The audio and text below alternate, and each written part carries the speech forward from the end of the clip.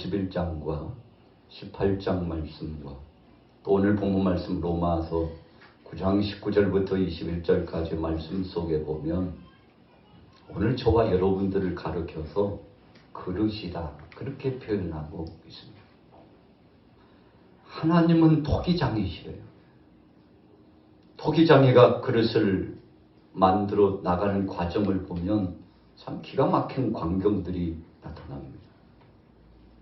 일정한 시간이 걸려요. 정성을 다합니다. 그리고는 어떤 모형이 형성되면 그 모형에다가 마지막에 무늬도 넣고 색감도 들어가게 하고 그리고는 그 뜨거운 불 속 가마에다가 굽습니다. 여러분, 이 뜨거운 불의 과정을 통과해야만이 마침내 작품의 완성이 이루어지는 것이죠. 바로 오늘 저와 여러분들이 그런 인생이라는 것입니다. 누구의 손길입니까? 토기장이의 손길인데 토기장이는 전능하신 하나님이시고 천지 만물을 창조하시고 우리 인생의 생사화복을 주관하시는 그분이 바로 토기장이신데 오늘 본문에 분명히 말씀하는 것은 어떤 그릇도 어떤 인생도 하나님이 부르신 어떤 사람들도 하나님께서 뜻없이 부른 자가 없다는 사실을 말씀하고자 오늘 본문이 정의되고 있는 거예요. 나는 왜 이런지 몰라. 내 얼굴은 왜 그런지 몰라. 내 성격은 왜 그렇지. 내가 왜 참 좋은 집에도 많이 태어나더구만. 우리 가정에 들어가 보면 나는 왜 우리 아버지, 우리 어머니 이스라엘에서 태어났는지 몰라. 아니 왜 하필이면 대한민국이야. 좀 미국도 있고. 참 문화적인 배경 가운데서 불을 누리고 또 여러 가지 복지가 잘 되어 있는 나라들도 많은데 왜 하필이면 여기야. 여러분, 그래서 우리 자신들을 자꾸만 폄하시키고 만족하지 못하고 감사하지 못하는 경우가 많이 있습니다. 오늘 본문에도 바울이 사랑하는 교우들을 향하여서 그런 말씀의 명시를 주고자 원했습니다. 하나님께서 다 뜻이 계셔서 불러주셨는데 하나님의 섭리 가운데 우리를 불러주셨는데 하나님이 내게 허락하신 그 목적과 그 뜻과 하나님이 친히 인도하신 그 섭리를 알지 못한 채 왜 나는 이러는지 몰라라고 생각하는 그 순간 여러분 우리 삶 속에 불행은 시작된 겁니다. 오늘 여러분들이 삶을 살아가고 있는 그 요점을 한번 돌이켜보십시오. 현재 우리의 믿음의 신앙의 현 주소는 어디에 있습니까? 여러분 직장 생활을 하고 또 가정 생활을 하고 또 여러 공동체에 참여도 하고 이렇게 함께 동고동락하면서 우리 자신의 현 주소를 보고 정말 만족하고 자족하고 감사하고 있는지 한번 돌이켜 볼 만한 아주 중요한 핵심적인 포인트가 오늘 본문 말씀에 있는 것입니다. 결론부터 말씀드린다면 그릇의 사명은 자기에게 부여하신 하나님이 주신 명명백백한 그 사명, 하나님이 나를 통해서 영광을 이루고자 하시는 그 섭리와 뜻을 알고 그 안에서 감사하고 영광 돌리면서 주님이 내게 주신 것을 가지고서 진력해 나가는 것입니다. 열심히 특심되어 사명을 감당하는 것입니다. 우리가 예레미야서의 말씀을 보면 참 암울합니다. 40여 년 동안 하나님의 뜻의 말씀을 전했지만 백성들이 돌아볼 줄 몰라요. 사람들이 변화가 안 되는 겁니다. 1년, 2년, 3년 적어도 과수를 심어 놓으면 여러분 3년 지나면 거의 대부분요 열매를 따요. 이번 추석 명절에도 저희 집 앞에 대추나무가 있고 또 감나무도 있고 은행나무도 있고 그래서 많은 추수가 열매가 맺혀지는 것을 보았습니다. 목사님 자랑만 하지 말고 좀 줘봐요. 아멘. 대추를 한 박스 가져왔는데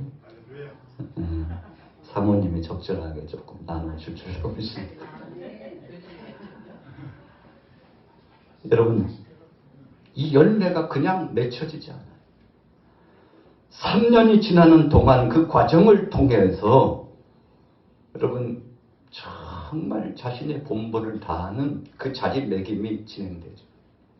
그래서 마침내 열매가 맺혀지는데 정확하게 그 시즌이 되면 우리에게 선물을 주죠. 물론 하나님께서 우리에게 허락하신 것입니다. 하나님께서 하신 것입니다. 우리 손으로 한 것이 아니고 하나님의 능력의 손길로 진행된 것입니다. 여러분, 그래서 하나님이 하셨다는 고백을 가지고 감사로 나가는 거 아니겠습니까? 예레미야 선지자가 40여 년 동안 생명의 복음의 씨를 뿌렸는데 아무런 열매가 맺혀지지 않는 것 같아요. 여러분, 역사적으로 보면 그렇게 보여져요. 나라가 곧 위기가 닥치고 그리고 하나님의 심판이 임할 수 있다고 그렇게 외쳐도 경각심이 없습니다. 여러분, 우리 몸이 안 좋으면요, 여러 장기들에서 이 정수리에서부터 발끝까지 신호를 보낸다고 합니다. 준비하라는 거죠. 빨리 조치를 취하라는 것입니다.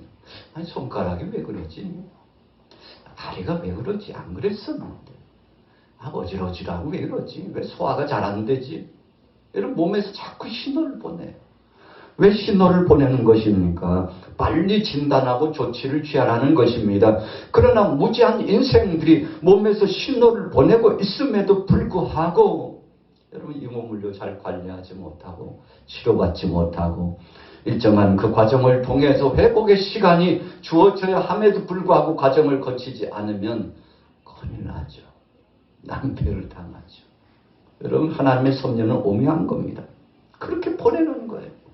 예레미야 선지자가 무수한 백성들에게 자신의 사명을 감당했습니다. 무슨 사명입니까?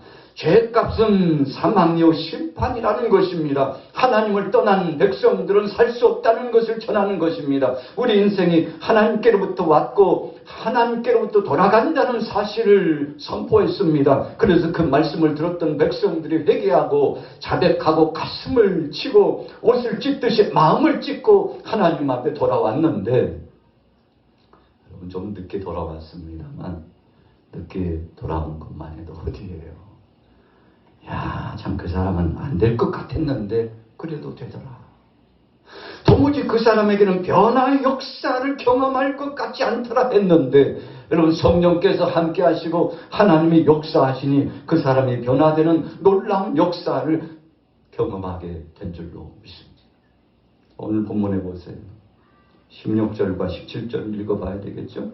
로마서 9장 16절 17절 같이 읽습니다. 시작. 그런즉 원하는 자로 말미암음도 아니요 다른 박질하는 자로 말미암음도 아니요 오직 긍휼히 여기시는 하나님으로 말미암으니라.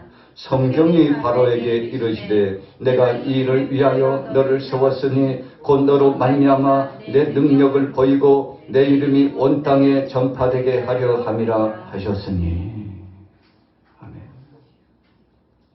여러분, 하나님이 한 사람 한 사람을 일꾼으로 세우신 것은 하나님의 긍휼하심이라고 말씀했습니다. 오직 긍휼히 여기시는 하나님으로 말미암아. 누가요? 17절에 보면 바로가 그렇게 세움을 받았대요. 여러분, 바로가 어떤 사람입니까? 하나님의 백성들을 억척스럽게 괴롭히고 고통을 주었던 인물입니다. 그것이 하나님의 긍휼하심이라니 썩 마음에 들지 않죠. 요나가 니느웨 백성을 향하여 하나님의 말씀을 전하라고 했습니다. 아수르의 수도입니다. 참 없을 짓 많이 한 나라입니다. 그래서 북이스라엘을 얼마나 괴롭히고 고통을 줬는지 몰라요. 근접한 이웃 나라예요. 여러분, 서로 상부상조하고 돕고 협력하고 배려하고 사랑하는 마음을 가지고서 그렇게 여러분 도움을 주고받으면서 살면 얼마나 좋겠습니까만 그렇게 하지 않았어요. 강력한 아수르의 힘을 가지고서 이 북이스라엘 나라를 지배하고 고통을 주고, 여러분, 좋은 것은 다 빼앗아가고 연약한 자들을 엄청난 그 힘의 압력을 가지고서 고통을 주고. 그런데 요나에게 하나님 말씀하세요.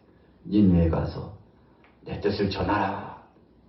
그 백성들이 지금이라도 회개하면 내가 저들을 구원하여 용서하리라고 하는 이 중대한 하나님의 말씀 메시지를 전하라고 하는데 요나가 갈 수가 없었죠. 너무 마음이 아픈 거예요. 속상한 거예요. 여러분, 요나가 왜 속상했습니까? 니느웨에 대한 긍휼함을 보고 왜 속상했습니까? 하나님의 뜻과 섭리를 잘 알지 못해서 그런 것입니다. 못된 사람들 같으니라.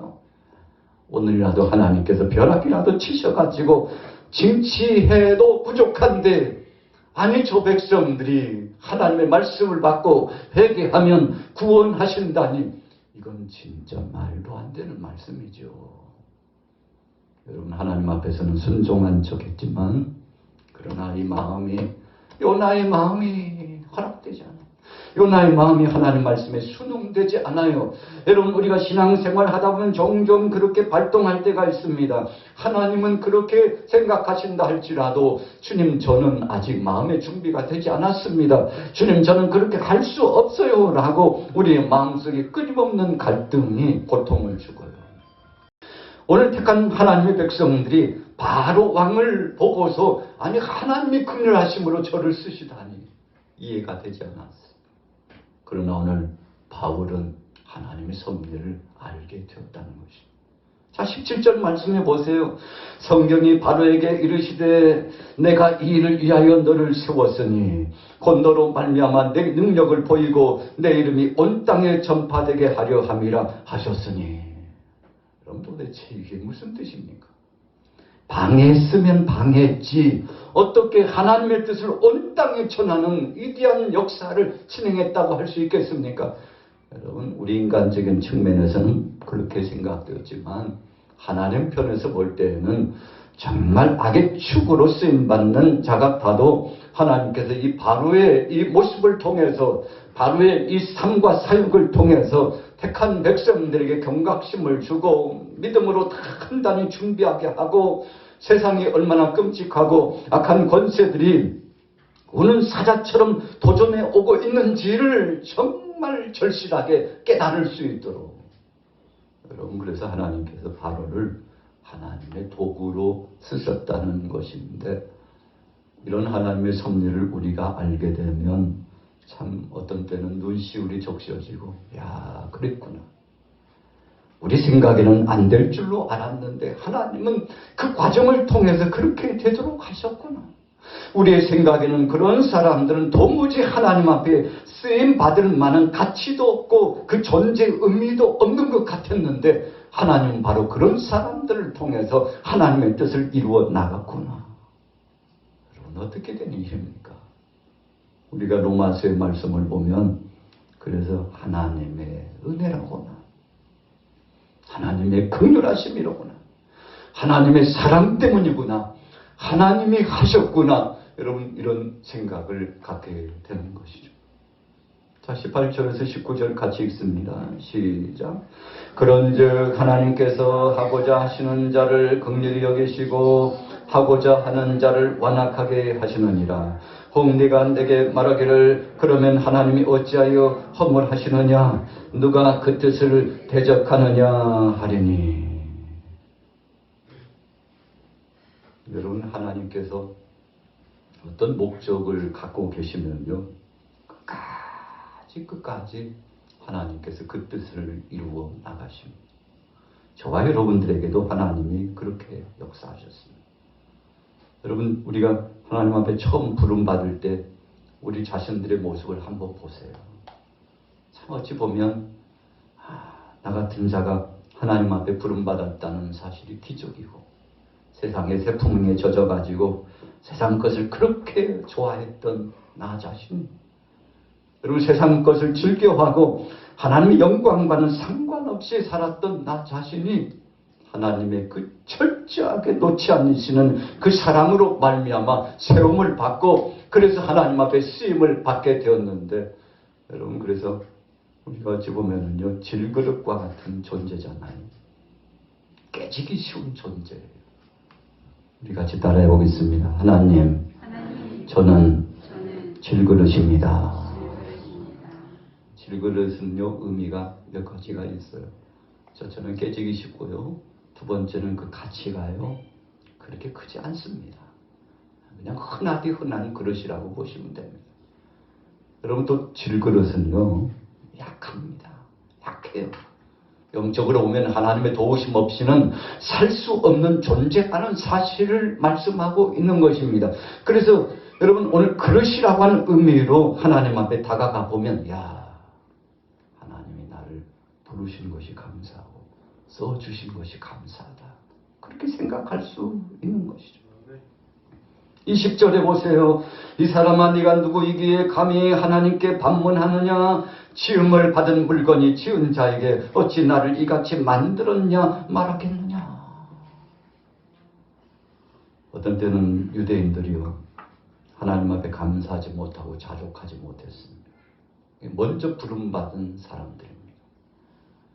바울이 그들을 또 질타하는 겁니다. 하나님이 다 뜻이 계셔서 우리에게 복음을 먼저 주셨고 이 땅에 예수 그리스도께서 오시게 하셨고 끊임없이 아담 이후로 우리 믿음의 선진들에게 오실 메시아를 바라보도록 그렇게 하나님께서 중대한 의미의 말씀을 주시고 사명자의 길로서 먼저 불러주셨는데 얼마나 감사한 것이냐고. 다 하나님께서 정말 좁디 좁은 땅에서 작고 작은 인원수에서 민족들 중에서도 정말 초라한 족속들을 하나님께서 택하셔서 불러주셨는데 참 얼마나 감사한 것이냐고. 여러분 하나님 앞에 감사히 나가자고 그렇게 질타를 한 거죠. 두 번째는요 이방인들이에요. 사실 이방인들은 조상적부터 우상 숭배를 하고 하나님을 알지 못하고 하나님의 뜻을 거스르면서 살던 백성들이었잖아요. 구원받기에 마땅치 않은 자들입니다. 먼저 부름받은 유대인들이 끊임없이 이방인들을 보면서 질타를 가하고 어떻게 저런 사람들하고 함께 한 상에서 밥을 먹고 교회 안에서 공동체를 이루고 하나님 앞에 심판받아 마땅한 자들 아니냐고. 욕심적으로 할례도 받지 못한 저들과 어떻게 우리가 한 부류가 되어가지고 한 형제 자매라고 할 수 있겠느냐고. 여러분 악담을 금하지 않고 불평하고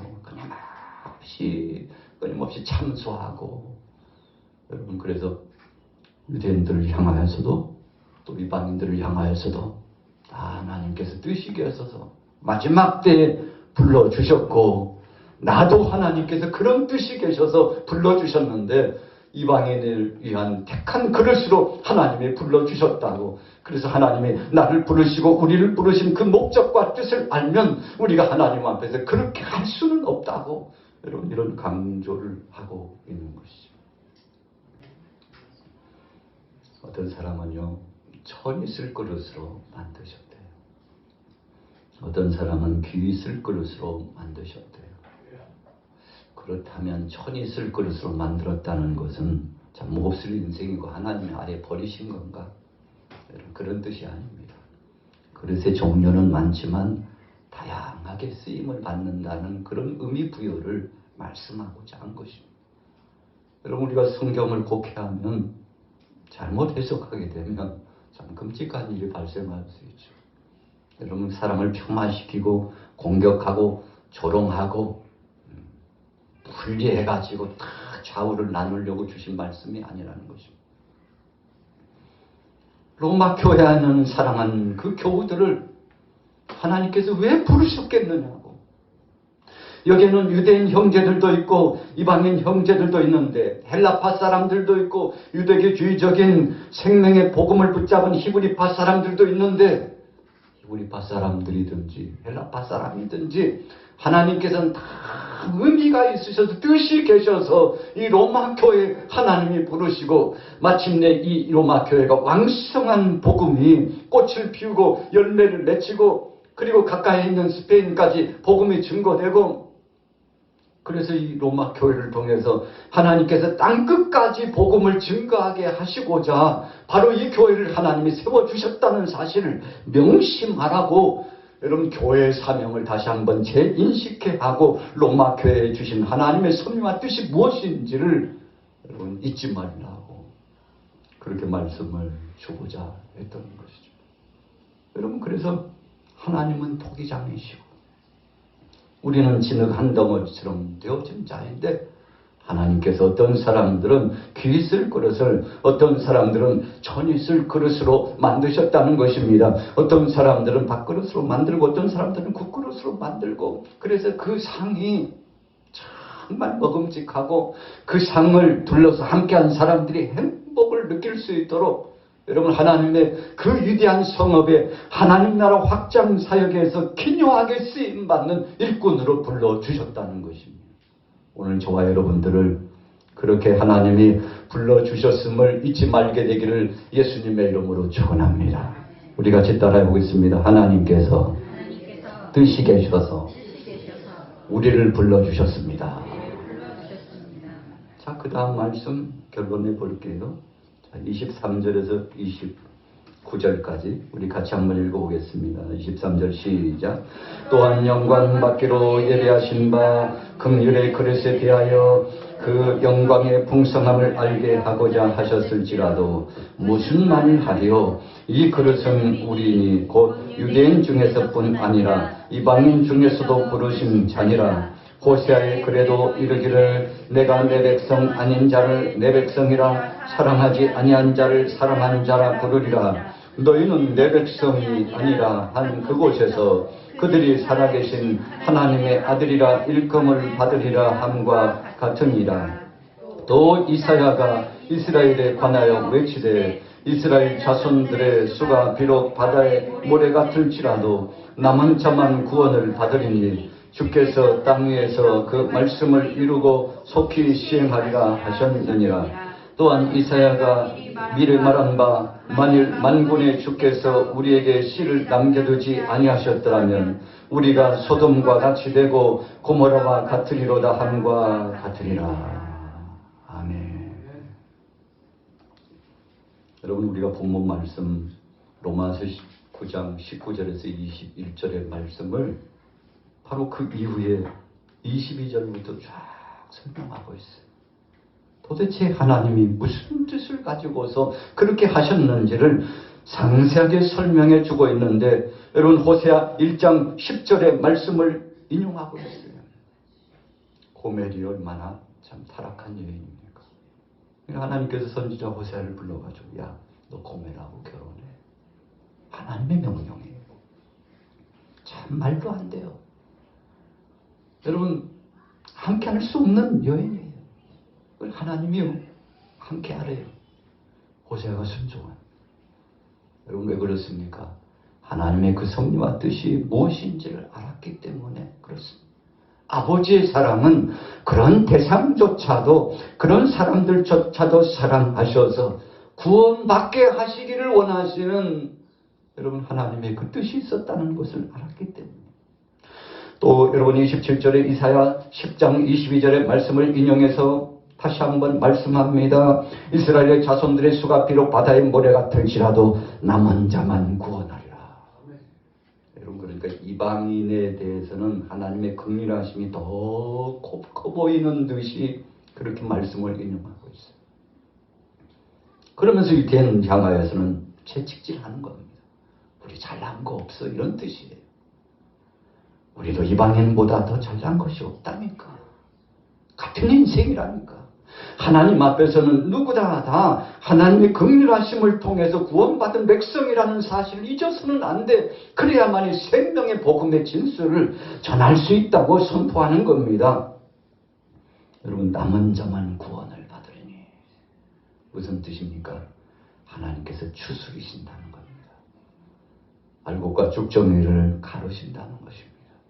여러분, 사실 유대인들은 선민 사상이 있어가지고 아브라함이 우리 조상이기 때문에 더 나을 것 없이 우리 모두는 구원받은 자라고 생각을 했죠. 자긍심을 갖고 자부심을 가졌죠. 그러나 여러분, 삶에 있어서는 열매가 그리 많지 않았어요. 그것을 질타하는 겁니다.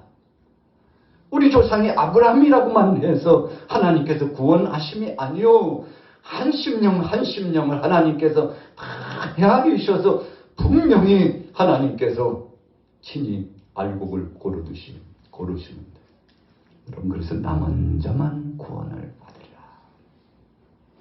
하나님께서 분명히 선악간에 심판하시는데 우리라고 예외는 아니다. 그리스도 안에서 믿음으로 나아가지 않으면 나는 죽을 수밖에 없는 죄인이라는 사실을 가지고서 하나님 앞에 나아가서 주여 나를 용서해 주옵소서. 주여 나를 용서해 주옵소서. 그래서 전에 한번 그런 말씀을 전했잖아요. 용서해야 천국에 들어간다. 무슨 뜻입니까? 여러분, 나도 죄인이라는 사실을 인정해야만이 바로 그가 주님의 은혜와 긍휼하심을 받는다는 것입니다. 주기도문 속에 말씀하는 것처럼 여러분, 하나님께서 우리를 용서하신 바와 같이 우리도 용서하고 사랑하라고 말씀했는데, 오늘 로마 교회가 믿음 안에서 하나같이 이방인들을 품고 이방인들은 유대인들과 더불어서 하나같이 되어서 복음 안에 그리스도 안에서 하나같이 되어서 믿음으로 나아가게 될 때 하나님의 긍휼하심 임하게 되고, 그리고 오늘 본 말씀의 결론을요 바로 29절에서 주셨죠. 자, 다시 한번 읽어볼까요? 29절 읽습니다. 시작.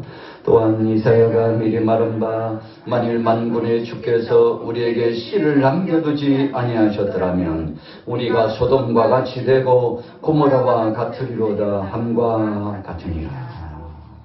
아멘. 이 씨가 무엇입니까? 거룩한 씨죠. 이 씨가 무엇입니까? 예수 그리스도를 말씀하는 것입니다. 이 바울이요 유대인들을 질타했어요. 이방인들은 한편으로 위로했습니다. 그러면서도 통괄적으로 정론적으로 모든 사랑하는 로마교회 교우들을 향하여 여러분들 예수 그리스도로 통하는 겁니다. 예수님밖에는 없습니다. 자랑할 것은 예수 그리스도밖에 없습니다. 하나님께서 이 예수 그리스도를 통해서 유대인도 이방인도 세계 모든 족속들을 구원하시고자 우리 로마 교회를 아주 귀한 그릇으로 하나님이 불러주셨는데 여러분들 그것을 잊지 마시기 바랍니다. 어떤 사람은 천이, 어떤 사람은 귀 있을 그릇으로 불러주셨는데 적재적소에 마땅히 필요한 대로 그 인재들을 하나님께서 일꾼들을 불러주셨는데 우리가 서로를 손을 잡고 인정하고 사랑하고 그리스도의 은혜 가운데서 함께 가면 하나님의 영광을 받으시고 하나님의 놀라운 능력의 역사가 이루어질 것이니 여러분들 명심하십시오. 우리는 하나님이 친히 만드신 그릇입니다. 그래서 우리는 우리 자신들을 향해서 왜 이렇게 하셨냐고 할 수 없고 또 어떤 대상을 향해서 왜 저 사람은 저러느냐라고 말할 수 없고 선악간에 심판하시고 판단하시고 결정하시는 분은 하나님밖에 없으니 우리 스스로 자의적으로 심판자가 되지 마시고 하나님이 하실 일을 하지 마시고 사랑의 실체 그리스도의 그 사랑으로 나아가면 하나님이 영광을 받으실 겁니다. 여러분 그래서 그릇의 사명은요 한마디로 말하면 우리 같이 따라해 보겠습니다. 그리스도의 사랑으로 그리스도의 사랑으로 여러분 그리스도의 사랑으로 다가가는 것이 그릇의 사명입니다. 이게 무슨 이론입니까? 서로를 인정하는 것입니다. 누구 때문에요? 예수님 때문에. 나 때문이 아니에요. 내 생각과 내 지식과 그리고 내 경험과 환경은 그렇게 하지 말라고 말해요. 세상의 색품은 계속 우리를 향하여서 미혹을 던지고 우리를 조롱합니다. 그러나 그리스도께서는 예수님께서는 우리를 향해서 말씀합니다. 사랑으로 손에 손을 잡고 그래서 밥그릇과 국그릇과 반찬그릇과 여러 다양한 그릇들을 인정하고 한 밥상 안에 있는 모든 형제 자매들이 예수 그리스도 안에서 부름을 받은 귀한 사명자들이니 함께 나가면 주님의 영광을 받으시리라. 이런 말씀으로 결론하고 있는 것이 바로 오늘 로마서 9장의 말씀입니다. 오늘 저에게 주신 사명이 있습니다. 여러분들에게 주신 사명이 있습니다. 정말 사명자는요 주의 보지 않고 자기를 봐요. 정말 사명자는 자기 일에 몰두합니다. 그리고서 주의를 바라볼 때는 그리스도의 사랑을 가지고 주님 내가 이 일을 진행해 보니까 참 쉽지 않군요. 이 사명을 감당해 보니까 하나님의 도움 없이는 안 된다는 것을 뼈저리게 느꼈사오니 바로 저도 사랑하는 교우도 사랑하는 형제도 사랑하는 자매도 얼마나 그 일을 진행하는 데 있어서 어려움이 있을까요? 주님 저를 도와주시고 함께하여 주옵소서. 성령님 그 능력의 권세로 어거하여 주시고 하나님의 그 크신 은혜로 동행해 주옵소서. 오늘 여러분들과 저 안에 이런 믿음을 가지고 10월을 시작하셔서 그릇의 사명입니다. 그릇의 사명은 나의 신앙의 본분을 체크하고, 그릇의 사명은 주님 오시는 날까지 주신 실천적인 사랑을 가지고 끊임없이 복음을 증거하여 주님 나라를 확장하고 18절에 말씀하는 것처럼 하나님께서 하고자 하시는 일, 주님이 기뻐하시는 일에 다시 한번 집중하는 믿음의 성도들 되시기를 예수님의 이름으로 축원합니다.